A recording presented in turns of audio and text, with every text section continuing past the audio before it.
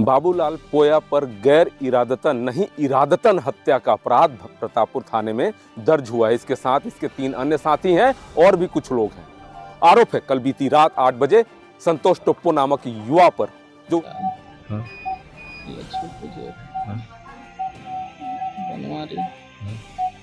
इरादतन हत्या वहां की जा रही थी। किसकी? संतोष टोप्पो की। मैं जिले के वरिष्ठ पुलिस अधीक्षक प्रशांत कुमार ठाकुर सर से भी कहना चाहूंगा कि ऐसे अपराधी को खुलेआम छोड़ना ठीक नहीं है। वह जवानों को भी मारने की बात कर रहा है।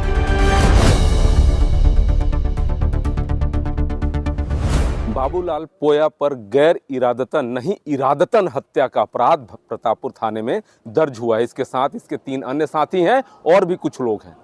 आरोप है कल बीती रात 8 बजे संतोष टोप्पो नामक युवा पर जो उसी गांव का है, उसकी जमीन भी उसी गांव में है। लच्छू जो व्यक्ति उस गांव का, उसका पैसा इसके पास बकाया था संतोष टोप्पो के पास, वो लेने गया।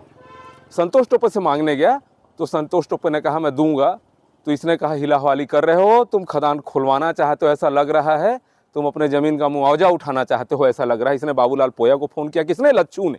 और बाबूलाल पोया अपने 3 अन्य साथियों के साथ पूरे गाँव के साथ उसको घेरा और उस युवक को इतना मारा, इतना बेदम मारा कि उसकी रीढ़ की हड्डी टूट गई है। वह जिंदगी और मौत की लड़ाई आईसीयू में लड़ रहा है एक निजी अस्पताल में अंबिकापुर के। अब सबसे बड़ा बात, अब कानून क्या करेगा?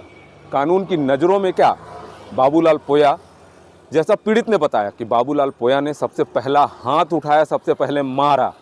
उसके हाथ में ढेलकवास, तीर धनुष, टंगिया, हंसिया सारे लोग छेके हुए थे और इतना मारा कि रीढ़ की हड्डी टूट गई।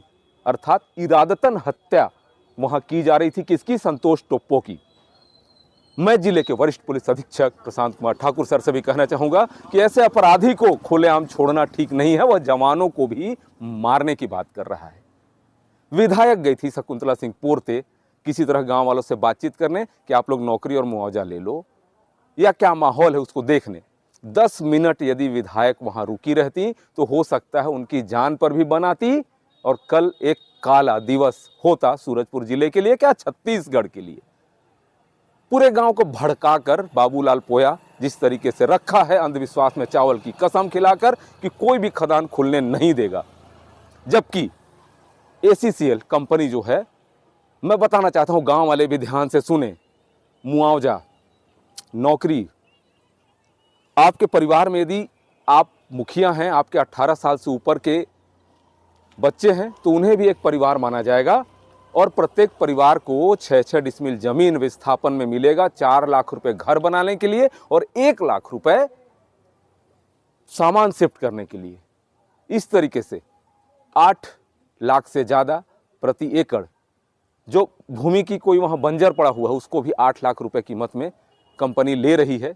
और जहां विस्थापन कर रही है वहां देवधामी से लेके स्कूल से लेके सारी सुविधाएं, अस्पताल, सेंट्रल डीएवी स्कूल जैसी सुविधाएं दे रही, सड़क, बिजली।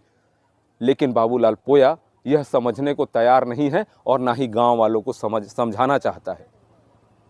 ये खुद को वहां का भगवान समझ बैठा है कि मैं खदान नहीं खुलने दूंगा। तो कल ये जो घटना किया है, जिसने एक आदिवासी होते हुए, खुद को आदिवासी नेता मानते हुए, स्वयंभू नेता, इसने एक आदिवासी युवा पर ऐसा हमला किया, ऐसा प्राणघातक हमला किया है कि आप उसकी स्थिति तस्वीरों में देख सकते हैं। वो अपनी जिंदगी और मौत से लड़ रहा है। अब कैसी कार्रवाई होगी, कानून कैसा कार्रवाई करेगा, सूरजपुर पुलिस कैसी कार्रवाई करेगी प्रतापपुर थाने में एफआईआर दर्ज होने के बाद, यह तो देखने वाली बात होगी। सहयोगी प्रभेश मिश्रा के साथ doctor Pratap Narayan Singh, Indian Republic news, गणतंत्र भारत की स्वतंत्र आवाज।